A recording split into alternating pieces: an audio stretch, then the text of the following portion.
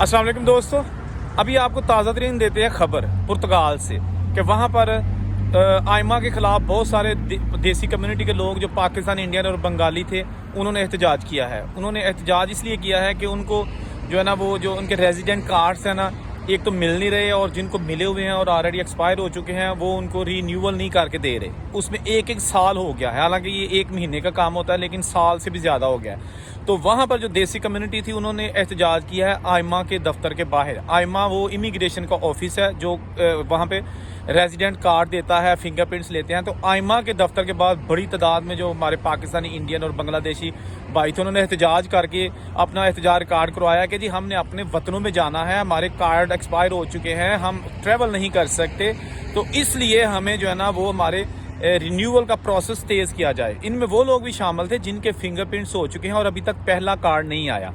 अब पहला कार्ड का आने का मतलब लोगों को इसलिए बेसब्री से इंतजार होता है कि उन्होंने टैक्स देने होते हैं, टैक्स मुसलसल दे रहे होते हैं, और बहुत सारे लोग ऐसे होते हैं जिन्होंने फर्जी कॉन्ट्रैक्ट लगाए होते हैं और पे कर रहे होते हैं जेब से, ठीक है ना। उनकी कोशिश होती है कि जल्दी जल्दी उनका कार्ड आ जाए, फिर कुछ अर्सा हम रेस्ट करें, टैक्स ना भी दे, जान छूटे हमारी। जो 300 $350 यूरो हम हर महीने टैक्स दे रहे हैं, कोंत्रा खरीद रहे हैं, तो इसलिए वो भी इसमें शामिल थे। क्योंकि पिछले साल तक यानी दिसंबर तक सेफ थी, जो वहाँ का अदारा था ना इमिग्रेशन का ऑफिस, वो सेफ था, यानी एक कंपनी थी, सेफ उसको कहते थे। अभी आइमा है तो सारा बर्डन आइमा ने उठा लिया है। ये सेफ जो है ना वो आइमा ने खरीद ली है, मुंतकिल हो गई है। तो आइमा जो है ना, आइमा एक लफ्ज़ है AIMA, वहाँ की इमिग्रेशन ऑफिस, ये एब्रीवेशन है। अच्छा, तो अब जो है ना वो एहतजाज का सिलसिला जारी हो गया, क्योंकि वहाँ पर मैं आपको थोड़ा सा बता दूं कि इतनी ज़्यादा तादाद में लोग जमा हो गए हैं पुर्तगाल में, हमारे देसी कम्युनिटी के लोग, पेपर्स बनवाने की खातर। क्योंकि पुर्तगाल की इमिग्रेशन ओपन है, वहाँ आप किसी तरीके से भी पहुँच कर अपनी फ़ाइल ला करवाते हैं तो आपको पेपर बनवाने के मौके दिए जाते हैं।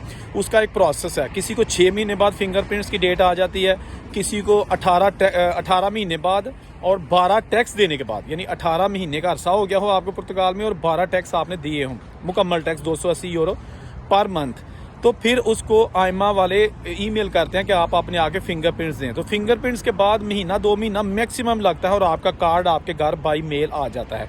कार्ड का मतलब TRC कार्ड, 2 साल के लिए आप वहाँ के सिटीजन बन जाते हैं, यानी कि परमानेंट रेजिडेंसी कार्ड मिल जाता है। आप पाकिस्तान आ जा सकते हैं, बांग्लादेश, इंडिया आ जा सकते हैं, यानी अपने अपने मुल्कों में।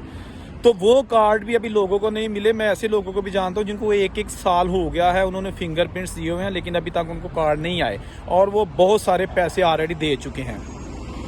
अब ये है कि बहुत सारे लोग कह रहे हैं कि ये जो लोगों ने एहतजाज किया ना, इससे मजीद सख्तियाँ आ सकती हैं, क्योंकि आइमा को बहुत गुस्सा है कि ये लोग आके यहाँ पे इन्होंने रोड ब्लॉक किया और हमारे खिलाफ एहतजाज किया है, नारे लगा रहे थे। तो अब जो है ना वो मजीद सख्तियाँ करने वाले हैं, क्योंकि बेसिकली जिस मुल्क में आप उनके अदारों के खिलाफ एहतजाज करते हैं और आपके पास लीगल स्टेटस भी उस तरह का परमानेंट नहीं होता, आपके पास पासपोर्ट नहीं होते, तो वो बड़े इसको हकारत की निगाह से देखते हैं और उसमें मजीद सख्तियाँ करने के चांसेस बढ़ जाते हैं।